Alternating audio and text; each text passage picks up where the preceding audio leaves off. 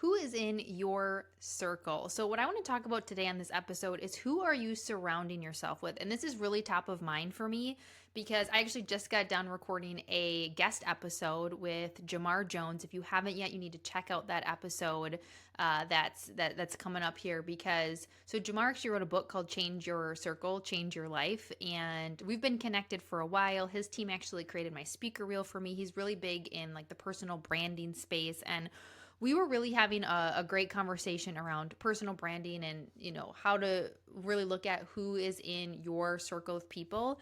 And it really just made me want to dive deeper into this conversation with you, my friends, my listeners, around my experience with this and how important this is. And one of the exercises that he shared with us is around, if you find yourself surrounded by people who don't feel aligned for you. So maybe it's that you feel like they're constantly bringing you down. You feel like every time you hang out with them, there's this negative energy. You don't feel good about, the conversations. Like you get home or you get off the phone or whatever it might be, you get off looking at their stuff on social media, you get back from an event with them and you just feel, ugh. And I know if you're listening and you have that person, like you can feel it in your body when I say it, because I know I sure as heck have people like that who I have had to, over the years, intentionally kind of, not hang out with as much, not surround myself with much. And like, not to say that this is easy, but you really can notice the impact.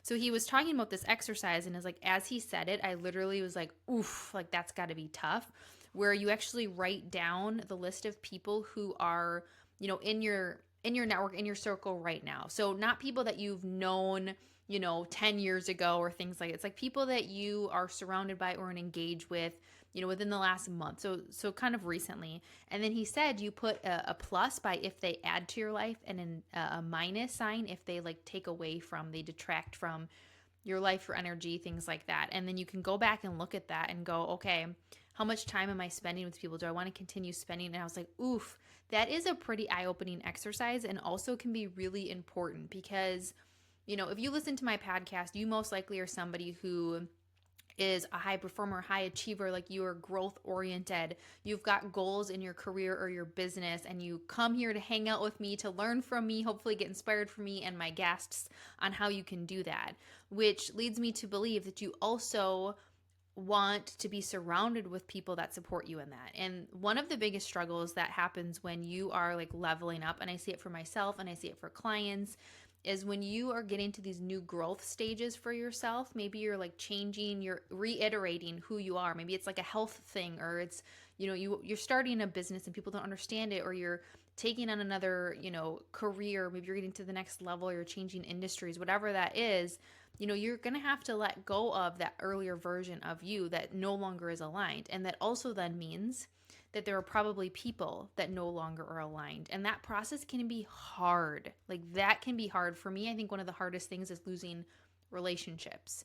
Like I'm somebody who doesn't need tons and tons and tons of like friends. I like really deep, a couple of deep connections. And then I like to have connections with people. I like to have people that, if I'm at a party, I know them, I can connect with them. And so for me, the idea of like losing a friendship, a relationship, something can be really tricky. And though also what I have realized in my own journey is that, I also have to be true in alignment with what's going to bring me energy. Like, especially, the last couple years when I've been in these like big, like I feel like these huge level ups, is your energy is what matters the most. And if you have things or people who are constantly bringing that energy down, I know it's detracting from me showing up as the business owner I want to be, as the mom I want to be, as the wife I want to be, as the friend I want to be to the friends that like light me up, because this energy is getting pulled. And I really want to challenge you to think about this and who is in, and I love how, I'm going to use Jamar's word of like the circle, because I love that, around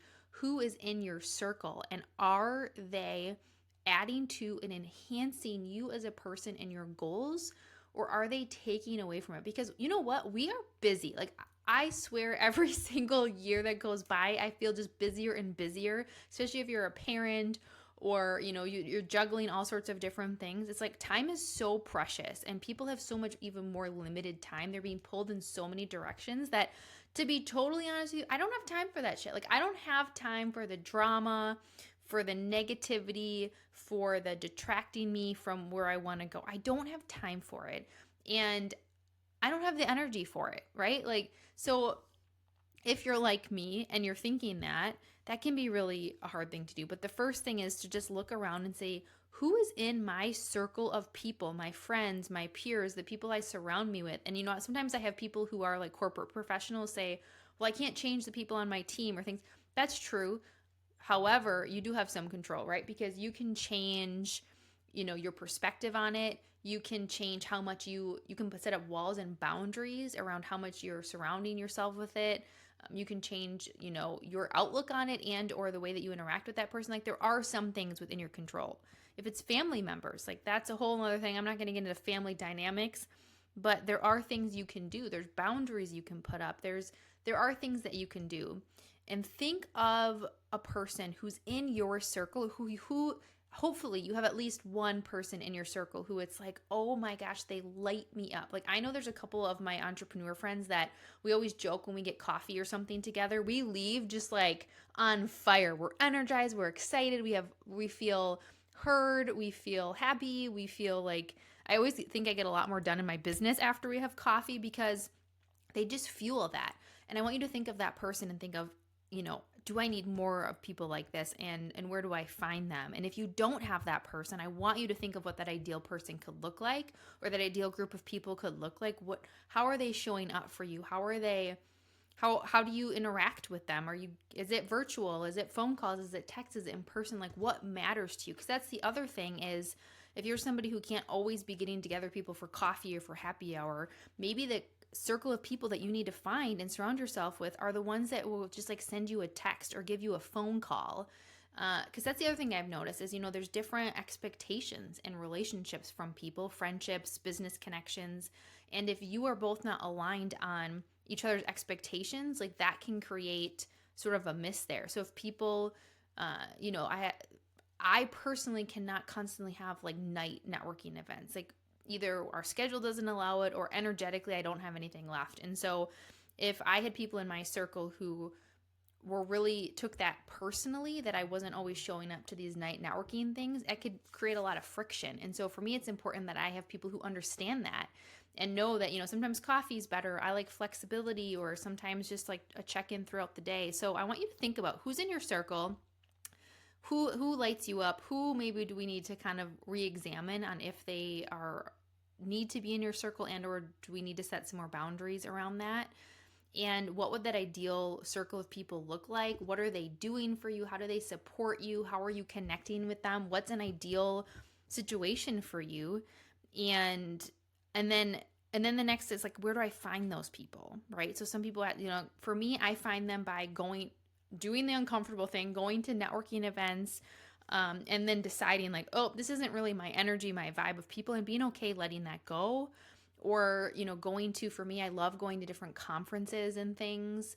And you can really meet those people that you connect with at conferences, even on social media, on podcasting. Like if you have a podcast host that you really like, see how you can get into the community. So finding those types of people who are going to help support you in your goals and where you want to go is so incredibly important, because that can be one of the number one things that really holds you back. And I've had Jake on here, my husband. We talked about like the relationship, how important it is to support each other. Now, we are not perfect at it. Like we'll be the first. I'm such a real, like, we are not perfect at it. There's times when we get at each other where it's like, oh, you've got this event, you've got that event, or those things. But all in all, and as a whole, it's really important to us to support each other and be that space of supporting each other.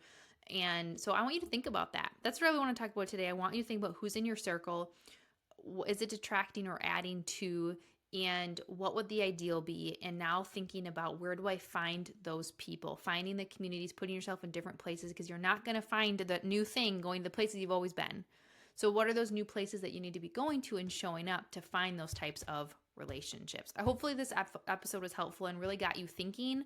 Again, how I really started to change my circle of people was to really get clear on what my priorities were and what I valued now at this stage of my life as a mom, as a business owner, as a wife. Like that has changed from who I was before. And so I had to redefine who that was and what mattered to me most right now, and then find other people who got it, who understood it, other mom entrepreneurs or other people who, are really growth oriented or health focused, and then going to events or talking to people, finding people on social media, and finding those communities of people that were going to feel aligned for me, and then nurturing those relationships by finding what's going to work for us. So hopefully this episode helps. Please share. Let me know what stood out for you and what you're doing to really work on changing who is in your network of people to help support you in your goals.